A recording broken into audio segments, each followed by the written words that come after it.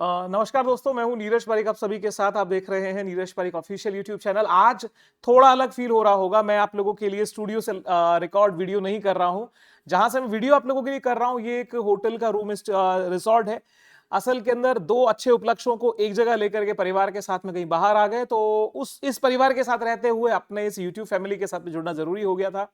असल अवसर दो का एक हो गया। रीजन पहला ये कि जितने आप लोगों के प्यार की वजह से हमारे इस YouTube चैनल ने बहुत जल्दी 100 के सब्सक्राइबर पूरे किए, उसका एक छोटा सा सेलिब्रेशन। दूसरा, जो जीवन संगनी है, मेरी जो पार्टनर है, लाइफ पार्टनर, उनका कल जन्म दिवस था, बर्थडे था। उन दो को एक जगह, दो प्रोग्राम जो एक जगह आए, तो सोचा परिवार के साथ में छोटा सा एक आउटिंग कर ली जाए। तो उसकी वजह से मैं मेरे स्टूडियो पे नहीं जा पाया, लेकिन जो संसाधन मेरे पास में उपलब्ध हो सके उनसे मैं आप लोगों के लिए ये वीडियो तैयार कर रहा हूं। आप लोगों का प्यार मिलना चाहिए, और बाकी बातें वीडियो के एंड में और करने वाला हूं। तो साहब, आप इनको तो जाने पहचाने हैं, हम तो अक्सर इनकी बातें करते ही रहते हैं। तो ये जो मेक अमेरिका ग्रेट अगेन देख रहे हैं ना सर, MAGA, ये मागा जो है वो MAAA होने वाला है। क्या मेक अमेरिका अलोन अगेन? कारण क्या है कि दुनिया भर के देशों पे जो प्रेशर बिल्डअप कर रहे थे, डॉलर का डोमिनेंस कर रहे थे, वो इन पे अब रिटेलिएट कर रहा है। कैसे? आपको पता होगा, रेसिप्रोकल टैरिफ्स लाए, दुनिया भर के देशों के ऊपर टैरिफ लगाए, चाहे फिर वो चाइना हो, यूरोपियन यूनियन हो, यानी दोस्त हो चाहे शत्रु हो, दोनों को बराबर इन्होंने लेने की कोशिश की। असल में दुनिया को मैसेज कुछ और देना चाह रहे थे कि भाई हम देखो कितने ईमानदार हैं, कितने बेहतर हैं, सबको साथ लेके चलते हैं, किसी के लिए पार्शलिटी नहीं करते। उसी अपने जिसको कहते हैं ना कि एक नेकी का प्रदर्शन करने के चक्कर में, जिन मोहतरमा को आप देख रहे हैं, ये है कैरोलिन लेविट, और ये व्हाइट हाउस की प्रेस प्रवक्ता हैं। इन्हीं को लेकर के डोनाल्ड ट्रंप ने एक बयान दिया था कि इनके जो लिप्स, इनकी जो होठ है ना सर, वो मशीन गन जैसे हैं। ठीक है, सामने वाले को ढेर कर देते हैं। अब कौन ढेर हुआ ये तो पता नहीं, लेकिन ये जो लेटर लेके मैडम मोहतरमा खड़ी हुई, ये असल के अंदर जापान के प्रेसिडेंट, प्राइम मिनिस्टर को लिखा हुआ ये लेटर था। उसमें पूरा जिक्र किया कि भाई क्यों हम आप पे टैरिफ लगा रहे हैं, क्या सारा मसला है। अब यार सोचो, ये दुनिया को दिखाना ये चाह रहे थे कि भाई हम सबके लिए एक जैसे हैं, कि कोई अलग हमसे नहीं है, कि चाइना ये ना समझे कि जी जापान पे तो नहीं लगाया, हमने सबको बराबर लिया, लेकिन इन पे रिटेलिएट कर गया। दोस्त देखे कि दुश्मन जैसा व्यवहार हमसे है, तो फिर तुमसे दोस्ती का क्या फायदा। तो यहां पर आप देखो इंडो पैसिफिक के हल क्या हो चुके हैं। ऑस्ट्रेलिया के एंथनी अल्बनीज चाइना से रिलेशन डेवलप कर रहे हैं।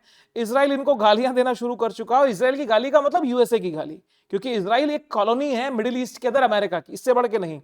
दूसरी बात, इंडिया खिसक चुका है, पता ही है। साउथ कोरिया जो कि इनका एक अच्छा पार्टनर है, उसके ऊपर भी टैरिफ्स है, बेचारा वो भी दुखी है। अब जापान, जापान भी चाह रहा है चाइना के साथ में, रशिया इंडिया के साथ में रिलेशंस ठीक करे और आगे निकले। बेचारे की कुछ मजबूरियां हैं। मजबूरियां क्या, जिसका फायदा यूएसए उठा रहा है। आपको एक एक बात के ऊपर बात करेंगे। अब बात आई है चावल बेचने की। चावल बेचना चाहिए। चावल क्यों बेचना चाहता है, समझो। जैसा कि इन्होंने, अभी आपको पता होगा, ब्राजील के साथ में रिलेशन खराब हुए थे। ब्राजील के प्रेसिडेंट जो लुला डिसिल्वा हैं, लुला डिसिल्वा ने एकदम सीना ठोक के सामने हो गए, साहब एक बात सुनने को तैयार नहीं है इनकी। डोनाल्ड ट्रंप परेशान है कि मानता क्यों नहीं। अब कहां कहां इसको दबाव मिले, तो दबाव का एक फैक्टर मिला कि साहब जो चाइना है वो अपनी बहुत बड़ी मात्रा का जो सोयाबीन है वो ब्राजील से इंपोर्ट करता है। तो दो काम करेंगे, कितना बढ़िया रहे। अमेरिका खड़ा हुआ कि भैया चाइना हमसे आप सोयाबीन लेना शुरू करो। उसके दो फायदे हो जाएंगे। पहला तो ये कि ब्राजील टैकल होगा इनडायरेक्टली, क्योंकि उसका बिजनेस कटेगा। दूसरी चीज, अमेरिका अपना जो है वो ट्रेड डेफिसिट चाइना से कम करना चाहता है। और इतना ईमानदार आदमी है डोनाल्ड ट्रंप, खुल करके कह भी दिया। क्या कहा? China is worried about shortage of soybean, soybean के लिए परेशान है। हमारे जो महान किसान हैं वो बहुत अच्छा प्रोडक्शन कर रहे हैं। आशा करता हूं जल्दी ही चीन जो है वो हमें बड़ा ऑर्डर दे देगा, और इसी के माध्यम से हम जो है वो ट्रेड डेफिसिट भी कम कर लेंगे। और rapid service will be provided, है ना, 10 minute delivery guarantee. Rapid service will be provide, बहुत फास्ट सर्विस देंगे। तो कि असल के अंदर ये सर व्यापारी देश है ना, तो इनकी टोन में बस व्यापार मेन नजर आएगा आपको। और बाद में धन्यवाद भी दे दिया, लेकिन हुआ कुछ भी नहीं। तो वहां पे क्या था, सोयाबीन का मैटर था। अब इनको टारगेट ये रहा कि यार कैसे भी करके अमेरिका का और चाइना का जो ट्रेड डेफिसिट है, जो 2018 में 418 बिलियन यूएसडी था, वो घट के 295 बिलियन यूएसडी तो आ गया। इसको और घटाया जाए तो क्यों ना सोयाबीन ही बेचो, एक पन दो काज करेंगे। इंडिया के साथ में क्या किया आपको पता ही है, ट्रेड डेफिसिट, ट्रेड का माहौल बनाया कि भैया हम पे टैरिफ बहुत ज्यादा लगाता है इंडिया, और हम ट्रेड डील करना नहीं चाहता। माहौल तो ऐसा बनाया था कि भैया हम बहुत जल्दी इंडिया का मार्केट ओपन कर देंगे। ओपन का मतलब आप देखिए कि उम्मीद जता रहे थे कि भारत और पाकिस्तान जल्दी ही व्यापार समझौता कर लेगा, अमेरिका जो दोनों देशों से करेगा। पाकिस्तान के साथ तो ये अनाउंस कर दिया कि भैया हम तो इनके साथ में पेट्रोलियम भी जो है वो निकालेंगे, और किसे क्या पता कि कब अमेरिका पाकिस्तान जो है वो इंडिया को पेट्रोल बेचना शुरू कर दे। तो कोई बात नहीं सर, मन के ख्याली पुलाव में अच्छी बात है। तो भारत के साथ में और चीन के साथ में भी इनका माहौल था कि भाई चीन के साथ में भी बड़ा समझौता करेंगे, भारत का बाजार खोलने में मदद करेगा। ये बाजार खोलने का मतलब मेन टारगेट था इनका एग्रीकल्चर सेक्टर। एग्रीकल्चर सेक्टर का रीजन ये है सर कि अमेरिका में क्या कहानी है आप समझ लीजिए। अमेरिका में सब्सिडी बहुत हैवी है एग्रीकल्चर सेक्टर पे। अब जहां सब्सिडाइज कोई चीज हो जाएगी, उसकी प्राइस, उसकी जो रेट है, खर्चा घट जाएगा, प्राइस सस्ता होगा, तो मार्केट में वो कॉम्पीट करेगा। अब अमेरिका का अगर गेहूं, मकई, सोया, मिल्क पाउडर, बादाम, फ्रूट्स और ये डेयरी प्रोडक्ट्स अगर इंडिया में आ गए जो सब्सिडाइज हैं, ऑलरेडी वो प्राइस उनकी कम है, तो इंडिया के मार्केट में वो क्या करेंगे ना सर, एक प्राइस कंपटीशन क्रिएट कर देंगे और भारत के मार्केट में घाटा उससे हो जाएगा। तो असल में बहुत बड़ी तादाद में वो सब्सिडी दे रहा होता है, और ये डब्ल्यूटीओ के अंदर बहुत सारे देश ये मुद्दा उठाते भी हैं कि भैया आप तो सब्सिडी की बातें करते हो और हम जब सब्सिडी पे आते हैं या कुछ बात करते हैं तब आप हमारी प्रॉब्लम क्रिएट करते हो। इसीलिए समझिए अमेरिका के बहुत सारे प्रोडक्ट्स पे टैरिफ दुनिया के इसलिए लगाते हैं क्योंकि अमेरिका के अंदर सब्सिडीज बहुत ज्यादा हैं, इसलिए वहां का प्रोडक्ट जो होता है वो प्राइस फ्रेंडली होता है और आदमी उसको खरीदना चाहेगा। इसलिए दूसरे के मार्केट, खुद के मार्केट को बचाने के लिए बाकी देश के ऊपर टैरिफ लगा देते हैं। तो भारत के साथ में भी टेंशन क्रिएट किया। और सबसे घटिया, देखो सत्यानाश करने वाली बात यह थी कि ग्लाइफोसेट है, ग्लाइफोसेट के यूज के प्रोडक्ट चाहता था कि इंडिया परमिट कर दे। ग्लाइफोसेट क्या है? ग्लाइफोसेट बेसिकली एक वीड रिमूवर है, यानी जो खरपतवार नाशक है। असल के अंदर ये पूरी तरह से पॉइजनस है। अब क्या होता है, वहां पे तो जेनेटिकली मॉडिफाई करके यूएस में तो कुछ ऐसी क्रॉप्स इन्होंने बना ली, ऐसे सीड बना लिए जो ग्लाइसोफेट को रेजिस्ट करते हैं, यानी उसको सहन कर लेते हैं और आसपास की जो खरपतवार है वो नष्ट हो जाती है। अब वो पॉइजन तो उसमें इंक्लूड हो ही गया। इंडिया के अंदर ये बहुत पॉपुलरली यूज नहीं किया जाता और गवर्नमेंट की एडवाइस है, बहुत स्ट्रिक्ट यूज है सर इसके। अब इंडिया कैसे परमिट कर दे? और रही सही के अंदर उधर तो बीमार करने की प्लानिंग हो गई, ठीक है। और यहां पे कहते हैं एनपीपीए यानी नेशनल फार्मास्यूटिकल प्राइसिंग अथॉरिटी है, इसको बेसिकली आप शट डाउन कर दो। मतलब कि जो प्राइस तय होती है इंडिया के बाजार में दवाओं की, वो एनपीपीए करता है। और एनपीपीए को ये कह रहे हैं कि यार आप जो है ना वो दवाओं की कीमत तय करना बंद करो, क्योंकि फिर हमारी कंपनियां मनमानी कीमत वसूल सकें। तो ये जो कहानी इनकी कैपिटलिस्ट मार्केट की है, ये कैपिटलिस्ट कभी भी सिर्फ सोशल वेलफेयर की बात नहीं सोचेंगे। अब आप सोचो कि अनकंट्रोल्ड अगर दवाओं की कीमत हो जाए तो सर 5-5 गुना एक साधारण दवा की कीमत बढ़ेगी, सर गरीब आदमी कहां जाएगा? अमेरिका के लोग दुखी हैं जिनकी पर कैपिटा इनकम इंडिया से कई गुना ज्यादा है। तो हिंदुस्तान जैसे देश में जब जेनरिक दवाओं को किल कर देंगे, जब प्राइस कैप खुद के कंट्रोल में ले लेंगे, तो होगा क्या? भारत की सरकार अड़ी रही, साहब हम छुट्टी नहीं देंगे, आपको परमिशन नहीं देंगे। ट्रंप को उम्मीद यह थी कि हिंदुस्तान में जगह मिलेगी क्योंकि मोदी जी पर उनको विश्वास था, लेकिन विश्वास टूट गया, दिल टूट गया। और भारत ने क्या किया, अपने रशिया से संबंध मजबूत रखे, रशिया के साथ में जो अलाइनमेंट था उसको बढ़ा दिया, क्योंकि आप 25% टैरिफ हम पे लगाओ, उसके बाद में आप यूक्रेन का जो नाम करके, झूठा नाम करके भारत पे 25% एडिशनल टैरिफ लगा दो और हमसे ये उम्मीद करो कि हम आपको हमारा मार्केट खोल के दे देंगे। सर वो पॉसिबल नहीं है। इससे रिलेटेड वीडियोस ना हमारे वीडियो सेक्शन में प्लीज आप जाके देखिएगा, बहुत सारा डिटेल एनालिसिस आपको देखने को मिलेगा। अब इन सब के बीच में दुखी होकर 25% एडिशनल लगा ही दिया था कि रशिया से आप संबंध तोड़िए, आप उसको पावरफुल कर रहे हैं पेट्रोलियम उसका बेच करके। लेकिन इन सारी कोशिशों के बीच में निकल के कुछ नहीं आया, बल्कि जो आरआईसी है, रशिया इंडिया चाइना का जो ट्रॉइका है, वो मजबूती से आगे बढ़ गया।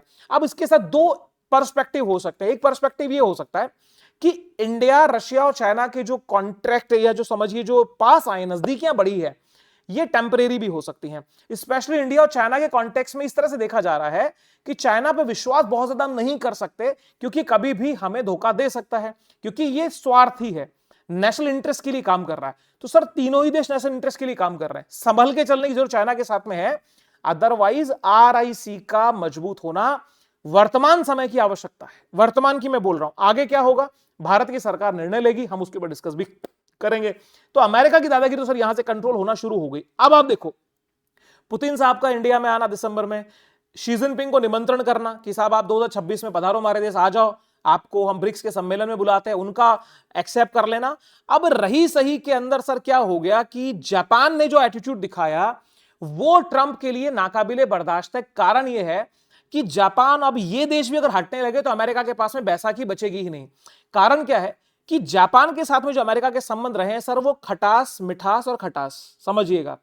1945 में जो हिरोशिमा और नागासाकी के ऊपर परमाणु बम गिराए गए, दुनिया के इतिहास में वो घटना बड़ी जिसको बोलते वाहियात रही है और दुनिया में एक तरह से श्राप के रूप में हम देख सकते हैं।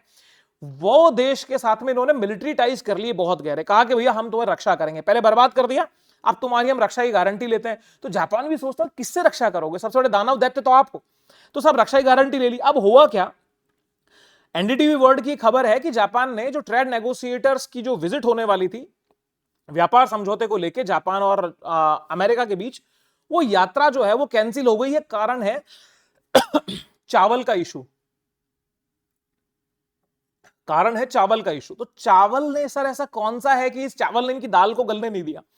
देखिए लोग कहेंगे जी एनडीटीवी है, इंडिया का मीडिया हो सकता है अगेंस्ट बोल जाए, लेकिन सर ये तो ब्लूमबर्ग है, ब्लूमबर्ग तो आपके चाटुकार हैं। Rice remain striking point as Japan US seek to implement deal. समझ गए सर, परेशानी का कारण जापान के क्या हो रहा है, जापान और अमेरिका की डील में चावल की बात हो रही है। रॉयटर्स एक कदम और आगे है पश्चिम के मीडिया में, चाटुकारिताओं में। Trump demand for Japan to buy more US rice snagged trade talks, Nikkei says. मतलब जो जापान को कह रहे हैं कि भैया हमारा चावल और ज्यादा खरीदो, तो जापान को चावल खरीदने में प्रॉब्लम है या मसला कुछ और है? सर मसला है धोखे का। वो कौन सा धोखा मिला है उसको समझिए। ये जिन सज्जन को आप देख रहे हैं ये बेसिकली जापान के मेन ट्रेड नेगोशिएटर हैं जो कि यूएस में जाके बात करने वाले थे। नाम है इनका रयोसई अकाजावा। जो रयोसई अकाजावा, इन्होंने बोला कि भैया हमारे पे चावल खरीदने का दबाव पड़ रहा है, इसलिए 28 अगस्त को हम दौरा करने वाले थे, हमने दौरा कैंसिल कर दिया है। अब ये जो दर्द छलक के आया उस दर्द के अंदर के सर पॉइंट पकड़ लीजिए। पहला पॉइंट तो ये है कि ये बोल रहे थे कि दादा हम ये चाह रहे थे आप हमें कुछ लिखित में आश्वासन दे दो कि हम आपके पास आएंगे, आपसे बात करेंगे, तो आप हमें जो है वो गारंटी करोगे कि हम आप टैरिफ घटा दोगे। अब सोचने वाला ये सवाल कर सकता है कि आखिर में सिर्फ एक विजिट करने से आप ये उम्मीद क्यों कर रहे हो कि आपको गारंटी मिलेगी। बात को समझना सर, ये बोले कि ट्रंप ने जापान पर दबाव डालकर पहले उससे टैरिफ कम कराया और अब कृषि उत्पादों पर आयात बढ़ाने की शर्त रख रहा है। तो ठीक है, हमने टैरिफ कम कर दिया और हो सकता है हम आपके चावल को इंपोर्ट कर भी लें, लेकिन लिखित में ये तो अश्योरेंस दे दे दादा कि भाई तुम हमारा टैरिफ घटा दोगे। अब उसके बदले में क्या मिला जापान को? ठीक है, दुश्मन ना करे वो दोस्त ने वो काम किया है। जापान को उम्मीद थी कि अमेरिका ऑटोमोबाइल यानी जो कार वगैरह होती हैं उन पर टैरिफ का बोझ कम कर देगा, लेकिन ट्रंप की तरफ से लेकर कोई ठोस भरोसा नहीं मिला, मिलेगा भी नहीं। ठीक है, मिलना भी नहीं है क्योंकि धोखा प्रवृत्ति है। तो जापान बेचारा ठगा गया यहां पे। और फाइनली जापान ने स्टेटमेंट दे दिया कि भैया अमेरिका ये जो रवैया है ये हमारी डोमेस्टिक पॉलिसीज को इंटरफेयर करने वाला है। क्या यही तो इंडिया के साथ हुआ कि भाई हम जो है वो इंडो पाक सीज फायर हमने कराया। हमने क्या कराया? आप घरेलू पॉलिसी में हस्तक्षेप कर रहे थे, हम दूर हो गए आपसे। जो ब्राजील है, ब्राजील के अंदर पूर्व राष्ट्रपति के पक्ष के अंदर वो बोल रहे थे घरेलू नीतियों में हस्तक्षेप आदत है इनकी, दुनिया दूर हो रही। इसीलिए हमने शुरू में कहा कि मेक अमेरिका ग्रेट अगेन से ये MAA मेक अमेरिका अलोन की तरफ इनका मूवमेंट हो चुका है। अब एक पॉइंट और देखो सर, प्रधानमंत्री जी क्या कह रहे हैं उनके। ये जो प्रधानमंत्री है शिगेरू इशिबा कहते हैं कि हमारे तो ये नेशनल क्राइसिस बन गया सर, गले की हड्डी बन गया, ना उगलते बन रहा ना निगलते बन रहा। हम निकलना चाहते हैं लेकिन हमारे मिलिट्री टाइज जो है वो इतने गहरे कर लिए, अब मजबूरन है कि हमें बात करनी पड़ रही है अमेरिका से। तो इसलिए यदि कोई भी देश, स्पेशली हम भारत के कॉन्टेक्स्ट में, आप क्या सोचते हैं बताइएगा कि यदि हम डायरेक्टली और इनडायरेक्टली किसी मिलिट्री टाई के अंदर फंस गए हैं अमेरिका के साथ, मैं शब्द यूज कर रहा हूं फंस गए हैं क्योंकि ये जाल है सर, ये आपके सामने प्रैक्टिकल है। जापान जैसे देश के साथ में क्या बिहेव कर रहे हैं, तो भारत को क्या निकलना चाहिए, भारत को क्या डिस्टेंस बनाना चाहिए, धीरे धीरे सही लेकिन निकलना तो चाहिए। रशिया के साथ में हम और गहरे संबंधों की तरफ जा सकते हैं, ऐसा कोई मसला नहीं है। अब खैर सर, ये जापान की मजबूरी यहां पे दिख करके आई। अब आप वर्तमान के अंदर हालात देखो अमेरिका के, ये यूएसए के ऊपर कनाडा है, मामला इनका सही नहीं है। इसके साथ में आप यहां देखिए तो मैक्सिको आप देख रहे हैं, मैक्सिको के साथ में मामला ठीक नहीं। साउथ अमेरिका में आप देखेंगे तो साउथ अमेरिका में आपको नजर आएगा ब्राजील, मामला ठीक नहीं। अफ्रीका के अंदर साउथ अफ्रीका जो इनका एक बड़ा एक मजबूत देश है इस इलाके का, उसके उसके जो प्राइम मिनिस्टर थे आई थिंक सो, उनकी क्या, या प्रेसिडेंट थे, उनकी क्या इंसल्ट की थी यहां पे बिठा के व्हाइट हाउस में, आपको पता है। इस तरफ के चाहे अल्जीरिया हो, ट्यूनिशिया हो, आपके लीबिया हो, इजिप्ट हो, इथोपिया, कौन से देश के साथ में संबंध ठीक है भाई? मिडिल ईस्ट के अंदर एक इनका इजराइल को छोड़ दिया जाए तो बाकी देशों से संबंध खराब। भारत दूरी बना चुका है, चाइना से मतलब नहीं बनता। रशिया जो है वो ऑलरेडी डिस्टेंस पे है, ऑस्ट्रेलिया अपनी दूरी बनाना चाहता है, ठीक है। साउथ कोरिया परेशान टैरिफ से, जापान डिस्टेंस। तो सोचो सर ये जाएंगे कहां? इसलिए हमने कहा कि मेक अमेरिका अलोन की तरफ ये लोग बढ़ चुके हैं। रही बात नाटो की, तो नाटो के अंदर पोलैंड अपना रंग दिखा चुका है। यूक्रेन खुद दुखी है, जिसके चक्कर में फंस गया कि भैया ये नाटो का मेंबर बनाने वाला था, हमें मना कर दिया। फ्रांस अपना उसको एंगल ये शो कर चुका है। अब यूक्रेन के मैटर के ऊपर नाटो भी कोई बहुत यूनाइट नहीं है, और इनकी कलाई जब खुली, जब जो ड्रोजबा पाइपलाइन को तोड़ दिया यूक्रेन ने हमला करके, उसके अंदर हंगरी और स्लोवाकिया जैसे चीखे चिल्लाए, तो समझ में आ रहा है भैया हिंदुस्तान के ऊपर आप जो है वो हिंदुस्तान का गला पकड़ रहे हो पेट्रोलियम के लिए। नाटो नेशंस जो पेट्रोल खरीद रहे हैं उसका क्या होगा? खैर बहाने सर इनके पास हजार हैं, फिर ये अनाप शनाप बोलने लगते हैं कि हाँ ब्राह्मण जो हैं वो फायदा उठा रहे हैं, और वो तो बड़ा ही एक मूर्ख किस्म का व्यक्ति है, उसका तो वीडियो हमने कवर भी किया है। तो इनके सलाहकार भी कोई समझदार नहीं है। तो ऐसा होना चाहिए सर, ये लोगों का झुंड बन चुका है, और है ना, यदा यदा धर्मस्य ग्लानिर्भवति भारत अभ्युत्थानम धर्मस्य सजाम्यहम् परित्राणाय साधुनां विनाशाय च दुष्कृतां धर्म संस्थापनार्थाय संभवामि युगे युगे।